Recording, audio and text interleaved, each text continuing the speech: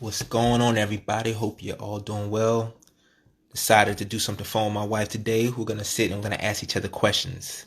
So she's gonna be logging in soon.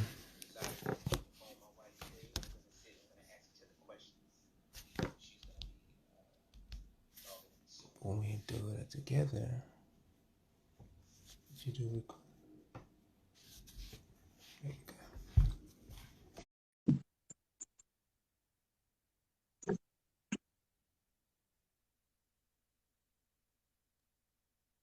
Shit. Oh,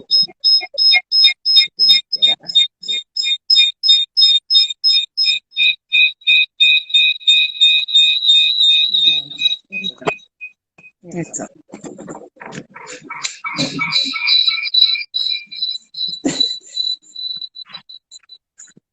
yeah. all right.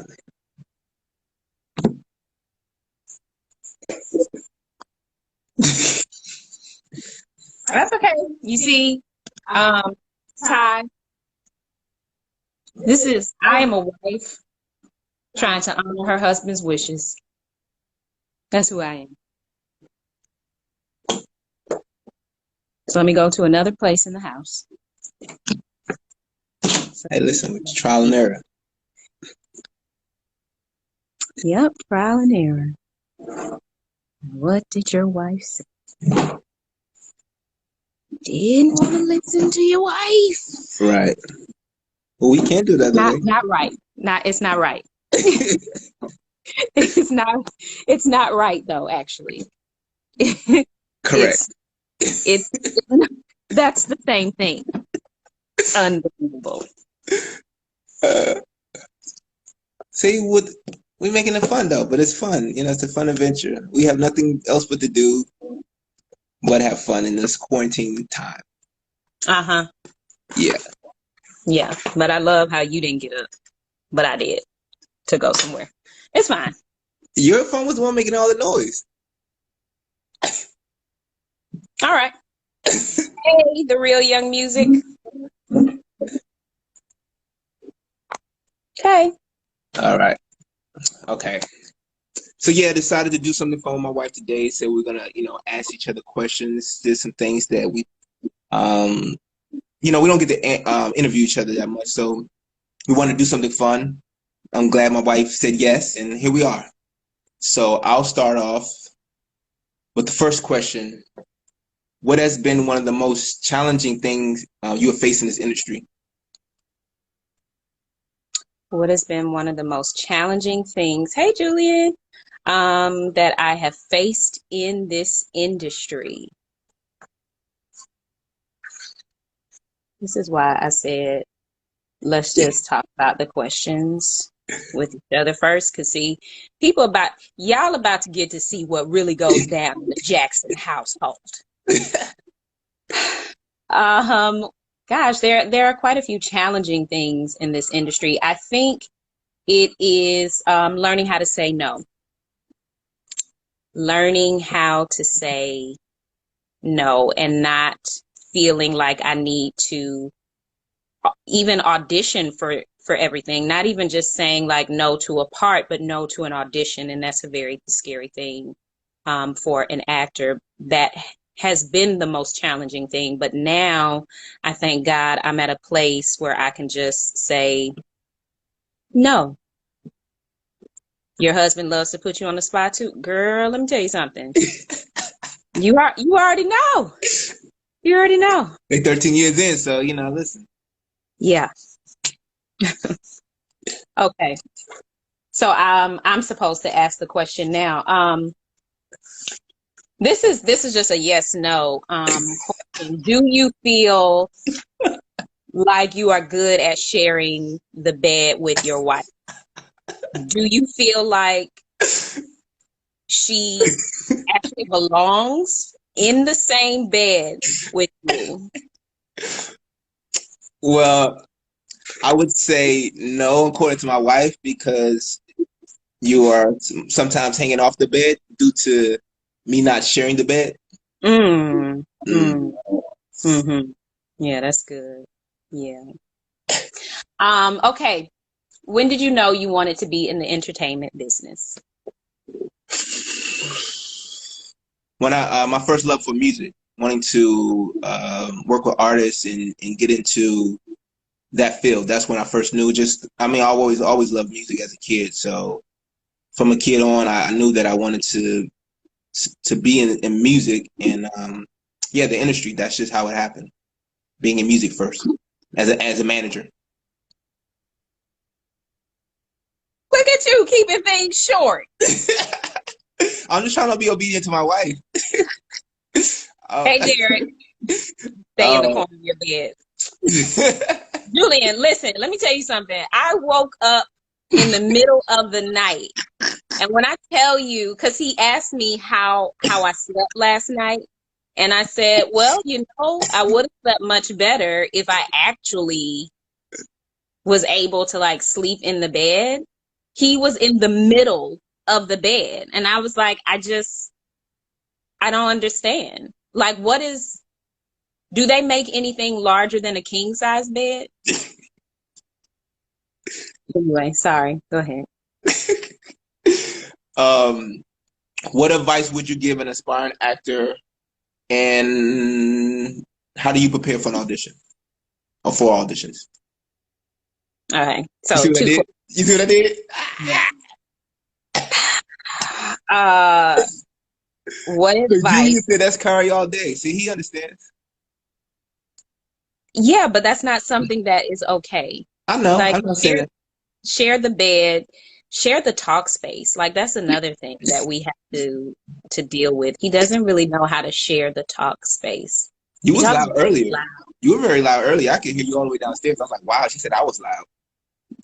Yeah, because I was joking and making a point, but it wasn't consistently loud. Hey, cuz. Is that your cuz? Mike Jr.? Chester! Okay, what's one piece of advice I would give to who?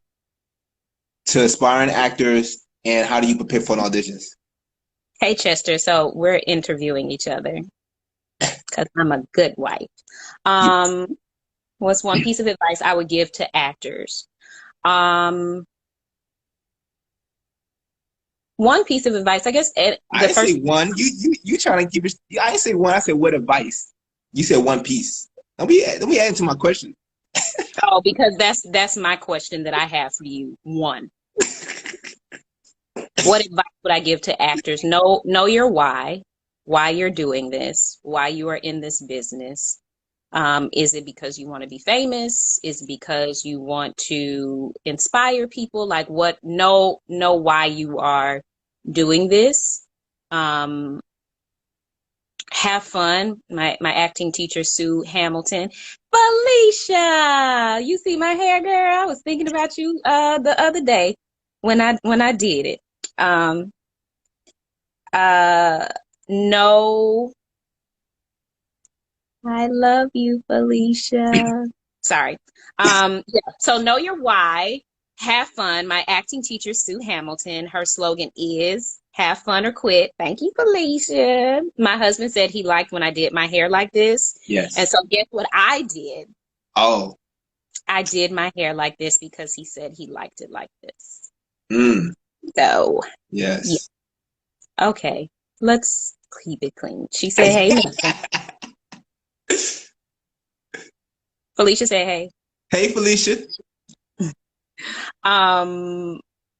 Yeah, have fun or quit is her slogan. Have fun or quit. And know that like this isn't for everybody. It ain't. This business is not for everyone. And then what was the other question? How do you prepare for auditions? Yeah. Okay. So you have one more question left. That's cool. No, that was still what? No, wasn't. No. Gosh. And do you know? Yeah, this window's not. That's fine. Wow. That's fine. Yeah. Well, because you stayed down there, now I'm trying to like figure out. You're good. You're good. You're good on my end. You were good before. Um, yes. How do I prepare for an audition? Memorization is the very last thing that I do. I don't focus on memorizing anything. What I try to focus on is understanding who my character is, the world that this character is in, and what my character wants. And I find that when I do that, the lines come very quickly. It's very easy because it's like I know who this character is. Of course, this is something that they would say. So that's the first thing I do. But also explain to them briefly, like how long is your process? Because some people may do an hour, but I know from, you know, being your husband that you work on it several hours until it's kind of like, right. Yes. Yes, several hours. It can be anywhere from 2 to 4 hours, just depending on how many sides it is. But I do like to take my time, and I don't even really look at the time to say like, oh, it's been 2 hours, it's been 3 hours. I just go for however long I feel like I need to go to prepare. Side note, there is a little spider in the corner of this window that it's like, hey, Melvin. I'll take care of it afterwards. Okay. Great.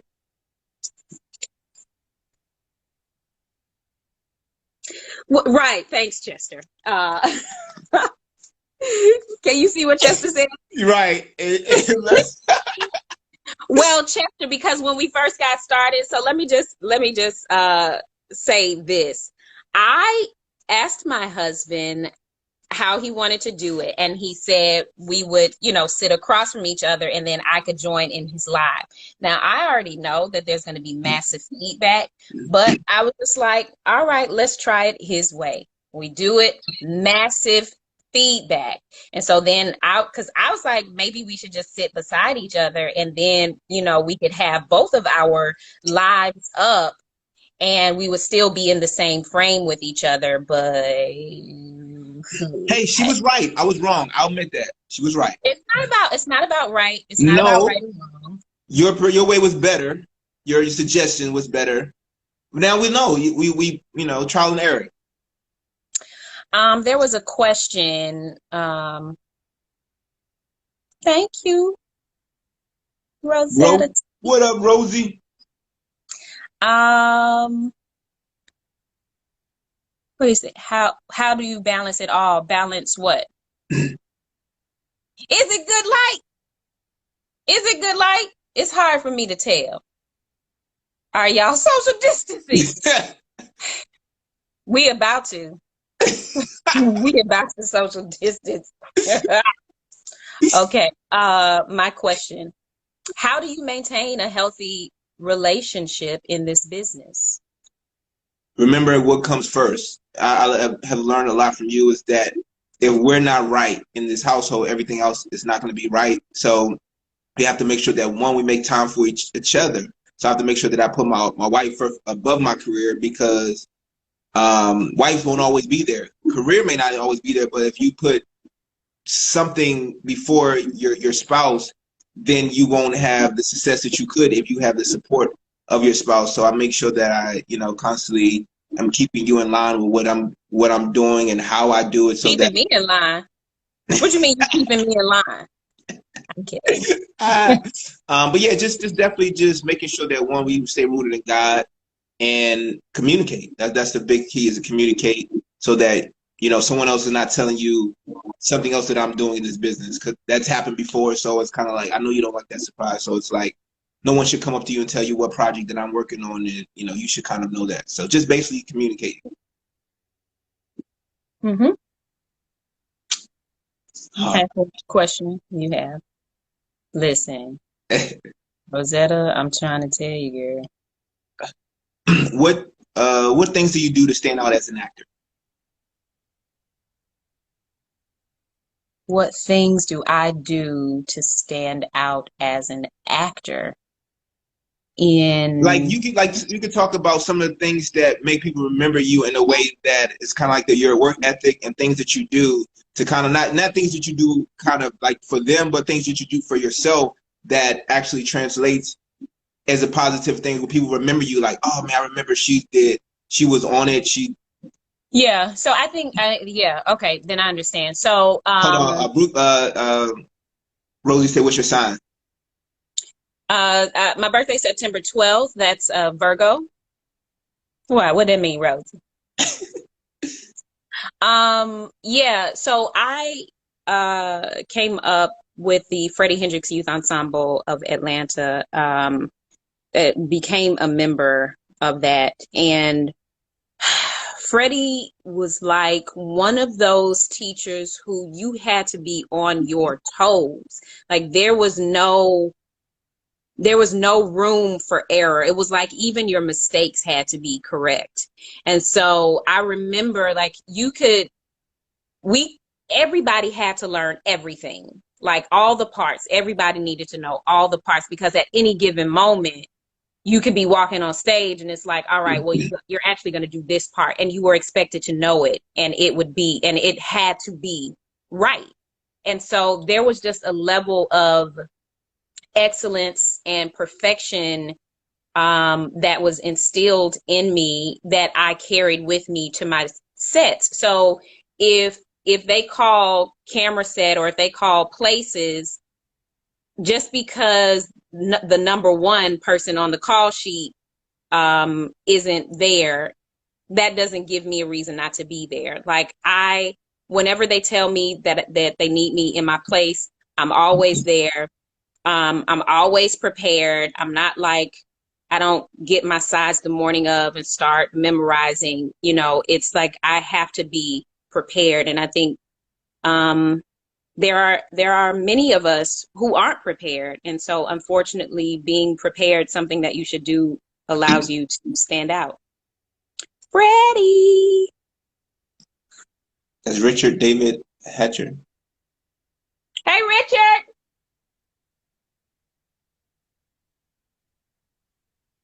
Okay, so now that you're done with your questions, no, what's been your favorite role to play, and what would be your dream role? Hey, Frederick. Wow, that is tough. I know you asked one, but I'm gonna give you two. Sorry. One was playing Curtis Blow on the New Edition story because New Edition is my favorite group, and just that experience alone was just mind blowing. It was fun. It was so fun, and definitely playing Eddie Murphy in a project that I wrote and co-wrote with you. That was just, those two were the ones that stand out to me the most, just because of what they did for me in my life and my career. One got me an Emmy. Nominated for Emmy, let's say. The Eddie Murphy role is mine, not yours. And then the New Edition story, just the experience that we had from it and people that I've built relationships with. Be more in the building, okay. Hey, Jelani. Yes, you must be one of them Freddie babies too. Nabia. Hey, y'all. Desiree. Okay, and your dream role? My dream role, to play a lawyer. Okay. Because I did my dream role already, but. Okay. What is your purpose in life? Phew. What is my purpose in life? My purpose in life is to please God. And what's God's purpose for you? To please him. Okay. I'm gonna add on to that as far as you're asking a lot of stuff. I'm saying, well, like far as your purpose to please him, okay. What will you be your purpose in this industry? To please God. Okay. So here's the thing, like for me, everything needs to point back to Christ, whether it's in my career or my marriage or my relationships with my friends, family members, it all needs to point back to Christ. I need to bring glory to his name. Everything needs to point back to him. When I book a role, yes, I see you. Got you. When I book a role, or when my husband is getting on my nerves, or when I can't do whatever, like everything needs to be filtered through God. And I think a lot of times we get so caught up in like, what is my purpose? What is my purpose? Seek to please God. I mean, you know, I know sometimes we want to make it so deep and, you know, like it's, you know, we need prophets to come and speak a word to us. And it's just like, but are you seeking to please God? Love the Lord your God with all your heart, soul, and mind, and love your neighbor as yourself. That's a lot. That's a lot. And so if I can fulfill that, then everything else will fall into place, because I'm choosing to focus on loving God with everything that I have, and then trying to love my neighbor as myself. That's a lot. What else do you have to focus on? That's a huge purpose in and of itself. Right. Okay. All right. Yeah. Preach. Oh, you want to answer Rosie question? Oh, pet peeves. Hey, Imana. Pet peeves. Acting wise, because I know I was like, oh, well, you can do both. For pet peeves. Well, let's ask what she said. She did. She said actor. She said in acting. Oh, in acting. My pet peeves in acting.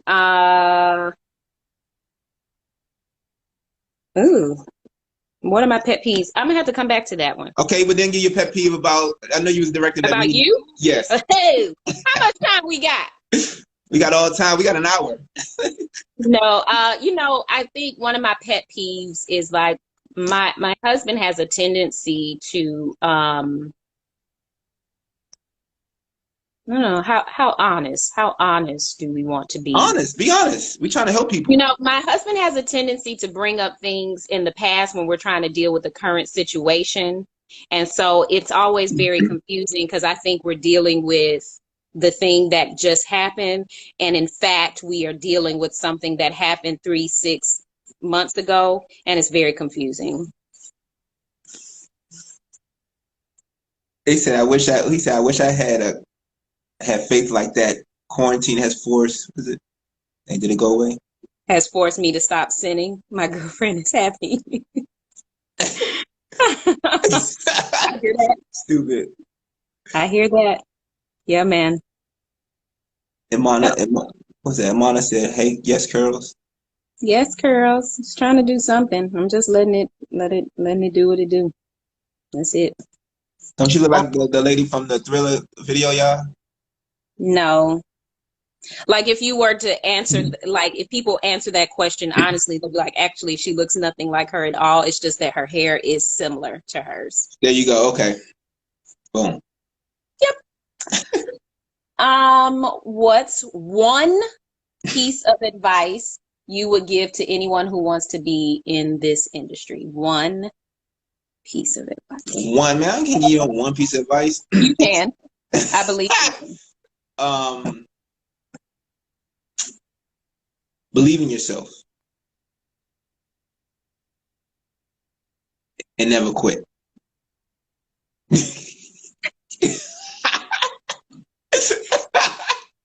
Thank you. Thank you so much. Thank you. Okay. So you done with your questions? Yes. So we're going to open it up to people who have questions, whether it be industry questions, relationship questions.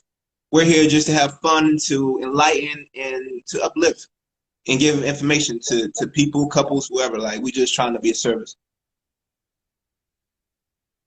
The hair products I use. So my really good friend, my best friend, Rolandine Vaughn. You can follow her at naturallyu78, or is it naturallyu_78? The product is called Naturally You, and so I have started using that, and it gives like a nice little shine that I like. So I've been using that. Tell them how long it take you to get your hair like that. It takes me on average 3 to 4 hours to wash, condition, detangle, dry, twist up. About 4 hours. Who's that? Nikki, I'm not gonna do this. Not gonna Hey, do Nikki, this you with got a you. question? You got a question for your sorrow? Let me see. I love you. Everything I thought you were going to be. We're going to be. Wait, yeah, it just goes away. They go away so quickly. And you can always go down, pull down, and Give see. us Oh, married hold on. couples in the industry together advice on how to navigate it together. Yeah, that's a great one, Desiree. Um, give us married couples in the industry. So, I think one of the things that really challenged us was when we were both nominated for Emmy. So we are very different in our approach. My husband is a social butterfly, has never met a stranger a day in his life, will lives on the red carpet like that's just who he is. I, on the other hand, am very much like, yeah, so I'm gonna be over here in this corner. Just let me know when you're ready to go. But we had to find balance in the both of us, and also the understanding. Melvin said this earlier, that if stuff isn't right in this house, we're not going to any Emmy event. I don't care if we have something set up, if we're supposed to be somewhere, if we don't have our stuff together in this house, everything is shut down. I don't care about no Emmy. I don't care about no movie, no show. It's shut down. It's not happening. We're not doing it. And so I think understanding that the relationship, the marriage comes first, has been something that has helped us in kind of navigating through this industry. Someone said, "How do you approach the text as an actor?" I approach the text first trying to understand who my character is, what what the world is that the character is in. As I said before, memorization is the very last thing that I do. I don't even focus on memorizing. I focus on what is the objective? What does this character want? What do I know about this character? What have other people in the script said about the character? Just doing all of that kind of work first before it's like, ooh, I got an audition, let me memorize these lines. There's nothing in, like, anybody can memorize, but can you tell the story? Can you tell the truth of the text? How about Brandon said his wife stole him in the chest? I think Rosalind said that when he put her on the spot. Hilarious. Um, and Todd said, he says, "Is there friendly competition as a couple, or do y'all support each other?" There is no friendly competition because my wife is a beast at what she does, and we both each have our strength, but we just support each other because there has to be no ego when it's supposed to be one voice, being united as one. So there is no competition between us. There's just definitely trying to make each other better, and she's always making me better. So yeah, that's what I have to say on that. If you want to add anything. It's funny, as we are talking about being transparent. I think we did have a moment during the whole Emmy thing because my category was the guest actress category. I was on one of the most amazing popular shows at the time, The Handmaid's Tale, and Melvin, I don't know where that came from. Melvin. Melvin had created his own web series, produced it, wrote it, directed it. Did you? Kind of, sort of, yeah. And so that category wasn't as well known. And so there was one interview that we did, a TV interview that we did in particular, where they were, of course, talking about The Handmaid's Tale because that's what everybody wanted to talk about. And they kind of quickly mentioned Melvin's thing. And I knew that my husband, like, that affected his ego. But he ended up trying to take out his frustrations on me. And so I was just like, no, no, no, no. So like, we need to talk. We're both going through this thing together. And so that if that happens again, then we know like, oh yeah, when they ask you, you know, how does it feel to be nominated? Then it's like, you know, man, it feels amazing to be nominated for this Eddie Murphy role. Is not mine. It is not yours. It's mine. You know, that I had the opportunity to write and direct. Like, you know, we had to figure out a way for us to still work together and work through that thing, because it was challenging. Yeah, man, that's I'm glad you brought that up. Yeah, because it's one of those things where it's different when you're doing something together, but then people still try to separate you, but you got to remember to still stay united. And I'm glad that she kept us united, because we like, hey, we're here doing this together. How many couples can say they're nominated for Emmy at the same time, going through the same process? So it was nothing but God that challenged us through that process to continue to make sure that we stay rooted in God first, outside of the whole whoopla. Rosetta, no, we have not auditioned together yet. How do you get enough traction on eyes on your own project? How do you get traction on your own project? Definitely, you have to be your best promoter. You know, you can't just like you go to concerts, you hear about concerts, and it's because they're promoting it. If you don't promote your project, then people are not going to know about it, and you just have to put yourself in the right rooms. And that's kind of what I did: put myself in the right room, right space, and allow people to believe in me and my projects, and so that they started to promote it as well.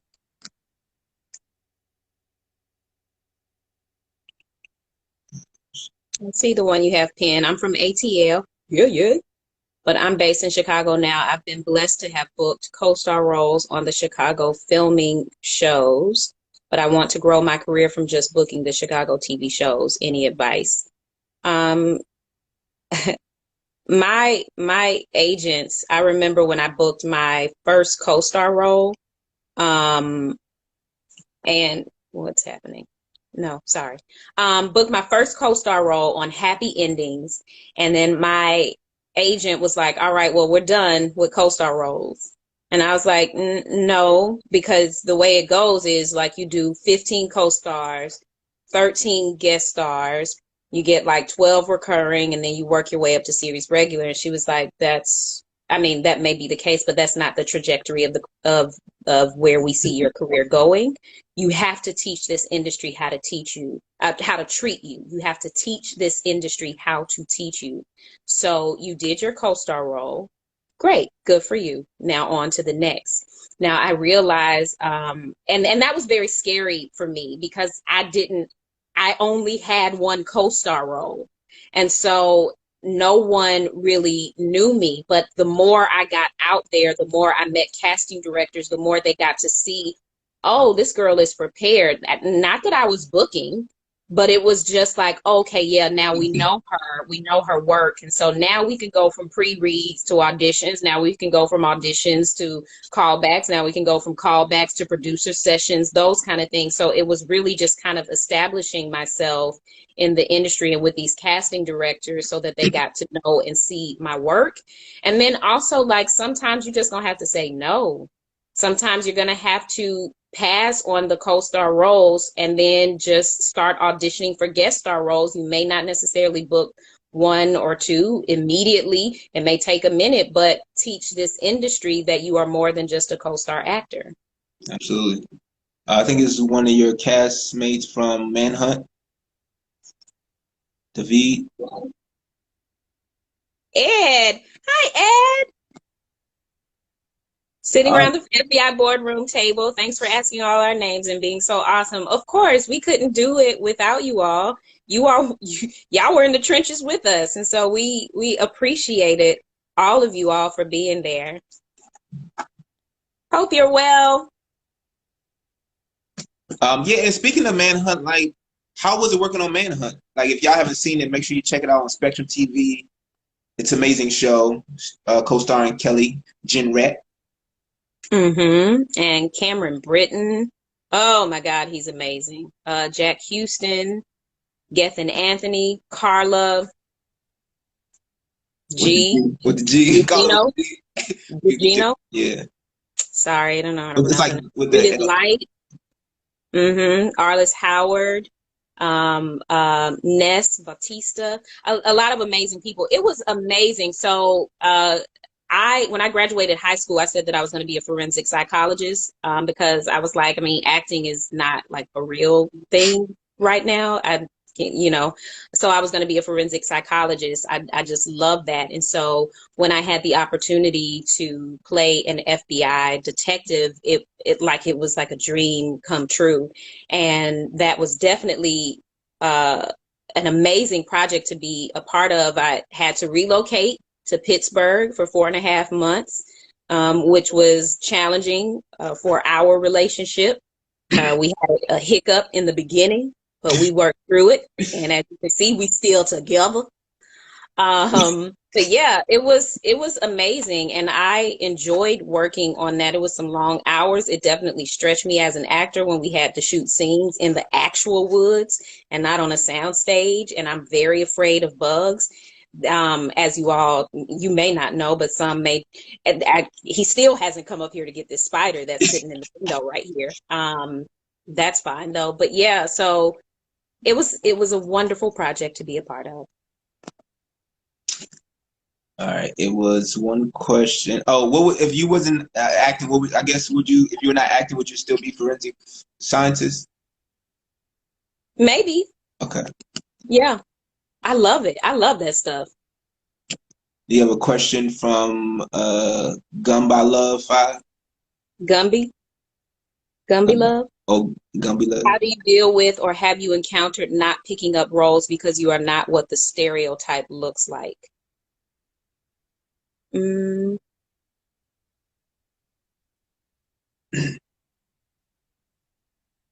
let me go back and read it again.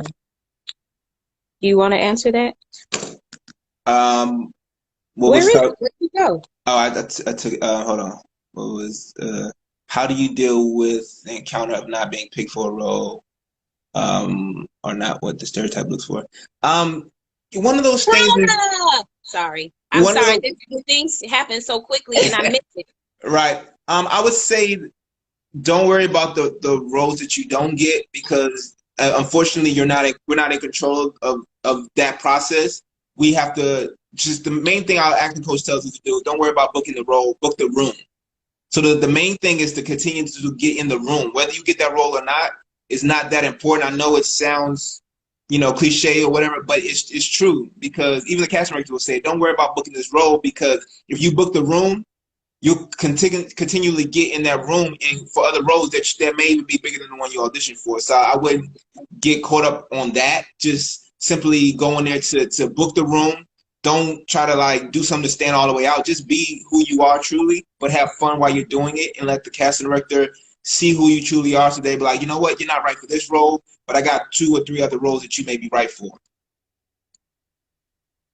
That's good.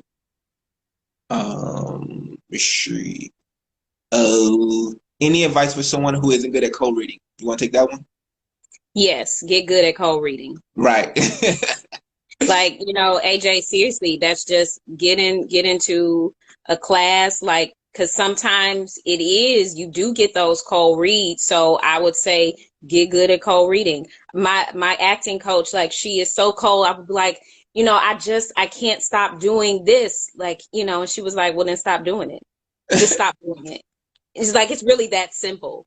And so, you want to get better at cold reading, then get better at cold reading and find out what you need to do to get better at it, because it's probably, I don't know what this industry is going to look like after all of this coronavirus. And I don't see, because I got my friend Rona. And I think about people like Rona, whose name is Rona, and then people out here calling the coronavirus Rona. And I'd be like, oh, how do you feel? Anyway, so wait, you worked as my stand-in and all day and a night. Yay! Yes, Mama, how are you? Good to see. Well, so this is a question for both of us. How do you keep pushing through the nose? I'll answer first and I'll let you go. How do you push through the nose? You have to have a tough skin. You'll get told a lot. know a lot in life, but you have to have tough skin and understand you may have 500 no's. All you need is that one yes to get you to where you need to be at. Are you changing your filter? You trying to be over there doing a music video? I'm sorry. I was just playing around with it because nothing was happening, but it's fine. Oh no, I'm so sorry. Oh no. Wow. I'm done. Get yourself together, wife. You're right. You're right. You are absolutely right. Did you want to add anything to that, or? Yeah, I mean, gosh, early on, I cried and I pouted and I threw temper tantrums when the no's would come, and then I had to realize, as Melvin said earlier, it's not so much focusing on auditioning for the role as it is auditioning for the room. And so the first co-star, the first role I booked, period, TV role, was on Happy Endings. And I had gone in for that 3 times, but every time she called me back, it was like, you know, the no could be for many reasons. No, you're not necessarily right for it. That could be many reasons why you're not right for it, but you go in prepared, you do the work, they will remember you. And many times, not all the time, they will call you back. That was my experience. First TV role, booked that with Susan Vash, casting director. My first series regular role, booked that with Susan Vash as well. So it's just understanding that the no is just that, it's a no, but don't focus just on like, I gotta book this role, I gotta book this role. Book that room so that when this is a no, if this is a no, they will say, I remember this person, let me call them back in. Absolutely. Imana said, would you say the same for self-tapes? If they keep asking you to submit, that's a good sign. Absolutely. The simple fact is that if a casting director continue to ask you to submit for a project, that's a good sign. I mean, what I would say, even for instance, what I didn't learn in the beginning when I was acting is that I went in the audition for The Wire 15 times before I finally booked the role. I got frustrated in that moment because I wasn't a mature enough actor to understand, like, if they're calling me back in that room, that's a good sign. Like, that was one of my favorite shows. So to finally book a role in the casting director before I went in for the callback was like, do exactly what you did last time. And I did that, and I booked the role. So it's like, that's what it takes. You may have to go on 20 times before you get that role, but you're getting called in. Like, people not even getting auditions. So the simple fact that you're getting called in for the same thing multiple times is a good thing. Absolutely. I second that, because casting directors aren't sitting around just like, I have nothing better to do, let me keep calling this actor in that I don't like. No, if they're calling you back, it's for a reason.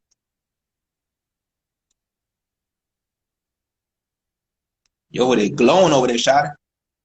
Am I? Do I have that glow? You feel, you know, I can't let go. It's the power of her. Okay, Last Dragon, thank you. Wow. Yeah, let your soul glow.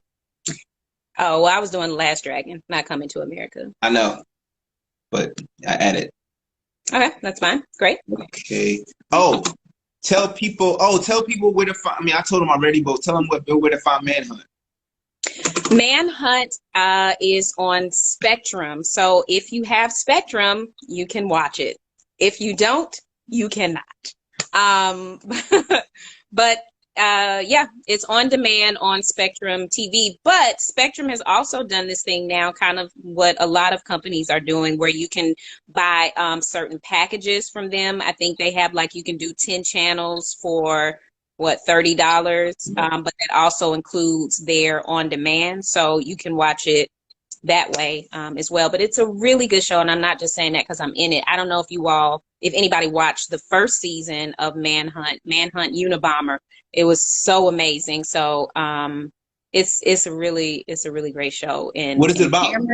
Cameron, it's about the search for the person who, it starts off with the bombing of the 1996 Olympics in Atlanta, Georgia, and just kind of follows the story of as they try to capture the bomber, and they accuse Richard Jewell, who's played by Cameron Britton, who just plays the mess out of that role. He is he is something to watch. I actually just started watching it again. So yeah, but yes, Leroy. Come on, Leroy. Um but yeah, so Spectrum on demand. Right. And hopefully they will send it out to something like Netflix, like Unabomber is on Netflix now. Hey, Terrence. Thanks, Ed. You have like a light on one part of your face. I know. It's a Okay. choice. There you go. Boom. Okay. You brown skin and you light skin at the same time. Well, I want my husband to come get this spider out of this window. I'll get it. I know it's not that big. It's okay, but let me show you. And I don't want to hear anything. You see It's it? not that big. Wow. Yeah. So then come and get it. I'll get it. How was it filming Uncorked?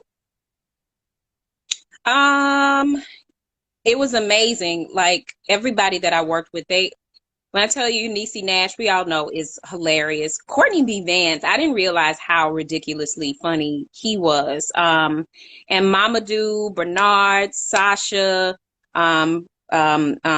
Princeton, everybody was amazing. Prentice, the writer, director, It was amazing working with them. It was also very challenging because the month prior to that, I lost my best friend, my sister and best friend, Shannon, to colon cancer. And so that was the second project that I had worked on. She passed away October 12th, and that November 11th, I was in Atlanta shooting another project, and then also started shooting Uncorked at the same time. I don't know if people have seen it. I don't want to give it away. Yes, Desiree. What just happened? What happened with your sound? You can't hear me? You sound funny. Did you change something? I didn't touch anything. Oh, okay. You put your earpiece in? Your headphones in. Do you see headphones, baby? Oh, okay. Okay. All right. Do you see headphones? It's better. Yeah, that's better. Whatever you just did. Better. I didn't do anything. That's what I'm saying. Oh. You want me to turn like this? No, you're good. Is it better when I turn like this and talk? That's fine. Okay. Okay. Yeah, that's good. Either way. Okay. Yeah. Hey, Tracy. So yeah, so it was challenging working on that because something happens in the film that just really kind of took me back to that moment.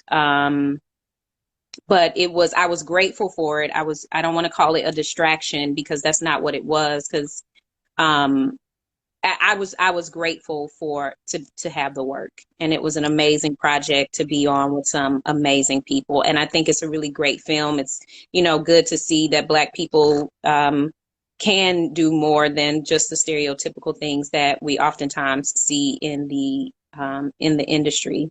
But I know sommelier was probably one of the highest Googled words when the movie came out, though.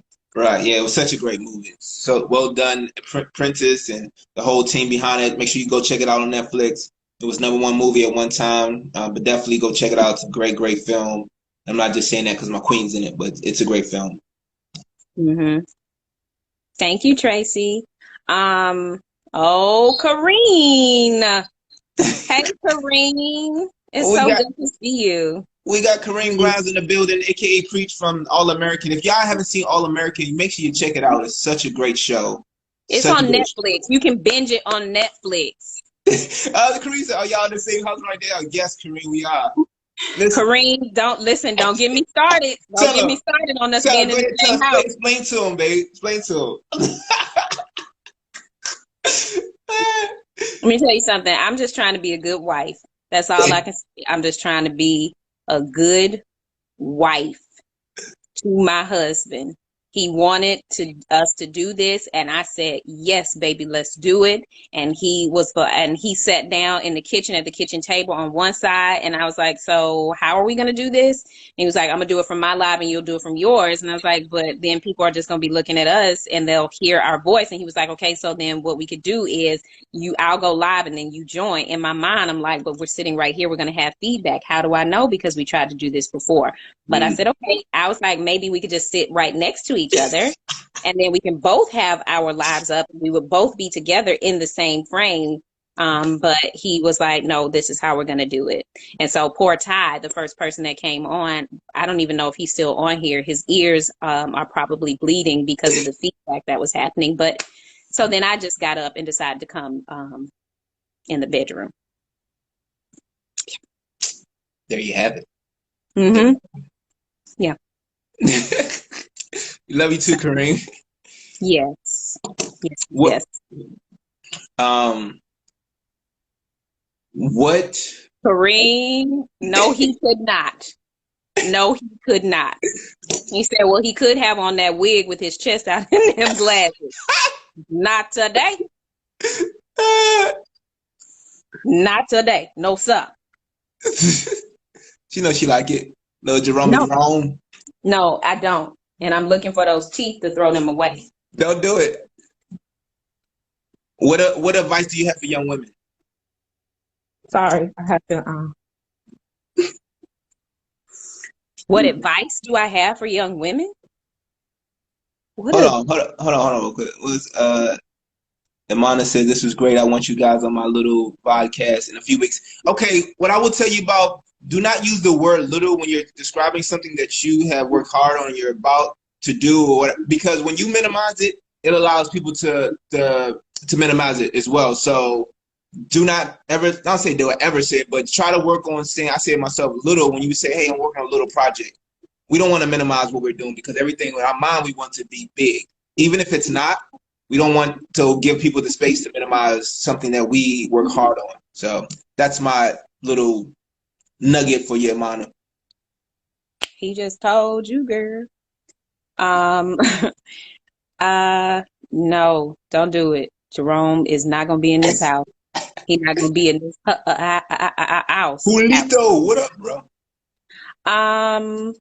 So what advice do I have for young women in the industry? Young women in the industry and life, just what, because you mean you have a lot of young women that approach you and just about everything. So I think I don't want to keep it just on one specific, particularly just the industry stuff, but just kind of overall, like what would be your advice to young women?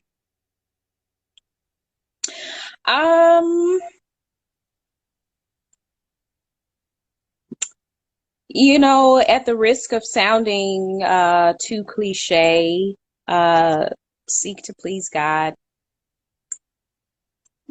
in your life, and understand who you are and whose you are, and know your worth. The industry's not going to be able to the industry, this world, no one is going to be able to tell you your worth. You need to know that God says that you are fearfully and wonderfully made. That's what he said.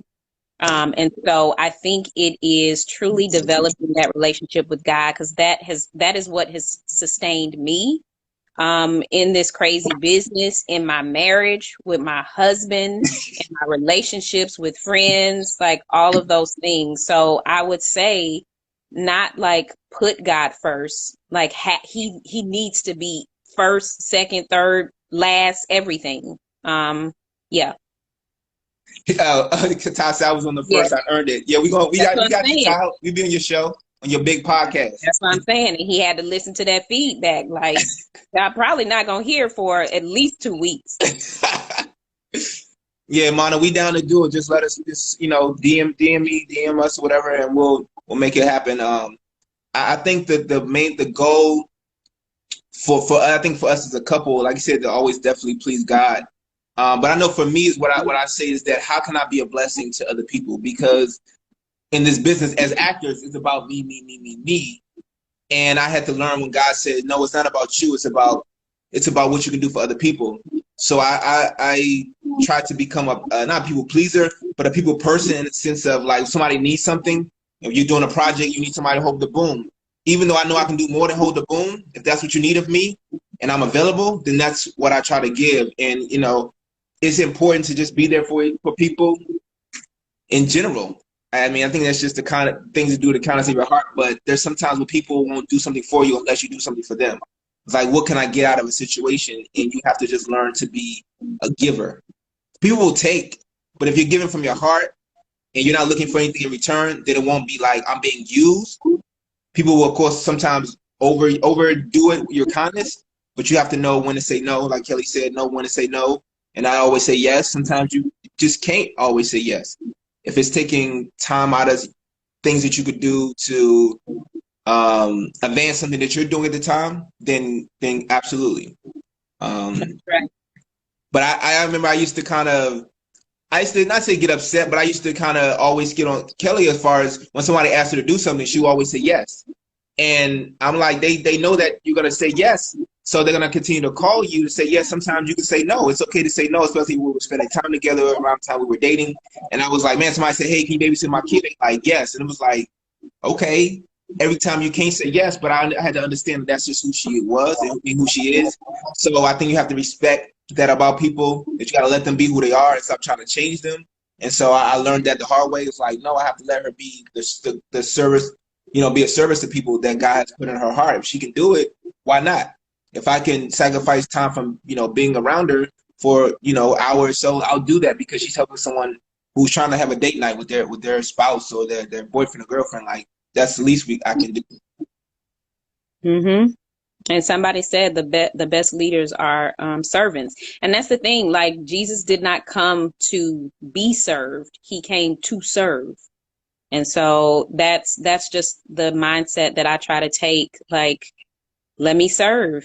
As Melvin said, if they need you to hold the boom, then hold the boom. Like, do what you have to do. And also, I saw somebody else said, be nice to everyone, not just in this industry, but like in life in general. You never know, that PA that you was rude to, they're going to end up being the executive for a studio, and they're going to remember you. They're going to remember how rude you were, how nasty you were. And so my thing is, I don't care whether you are a PA, whether you're the janitor, you're a human being, so I'm going to respect you, and like that's what it is, What does my workout regimen look like? So it goes like this. I open, pull. The arm exercise, the part is like opening up the Oreo pack and like doing the fingers, pulling out the Oreo. Again, all of this is arm workout, okay? And then dipping it in the milk and then eating it. Like, that's my arm workout. The leg workout is bending down, putting on the shoes, coming back up, bending down. Let me tell you something. We said that we were going to get back on Your sound again. Whatever you just did. Are you coming your sound? Are you coming with your hand? How is this? What is happening? I didn't do nothing. Your sound is I can hear you, but it's just not the same. It's not as clear as you were before. Okay, well, what about now? Man, we can still hear you. Oh, I remember Kelly would come to rehearsal when we did a play and workout here. Okay, Kareem.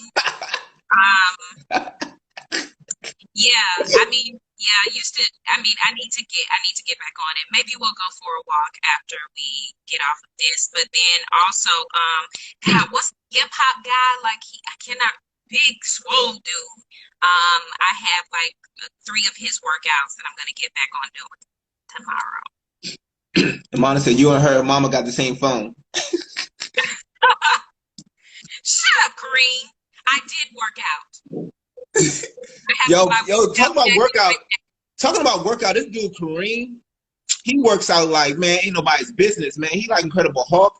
He be like lifting with chains. He like The Rock. He be lifting with chains and stuff. He out there in that coronavirus thing, got the mask on and running up a hill, doing push-ups on the sidewalk.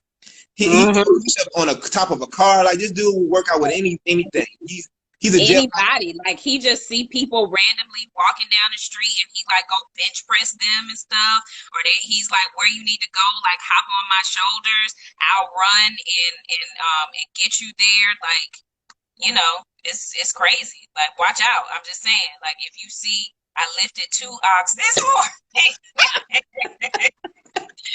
He probably did. And by 2, he means like 2 with on each hand. Like, he was just like, hey, this is easy. All right, so it looks like we got 24 seconds left. It's been an hour already. Wow. Oh, well, look at that. And now people Do are you, joining, and do you we're want to about do you to. want to continue after this? We can. But do people want us to continue? People want to Yes. go on with They their don't want to go. thing. They want to. We're having fun. We're just getting warmed up. Are we?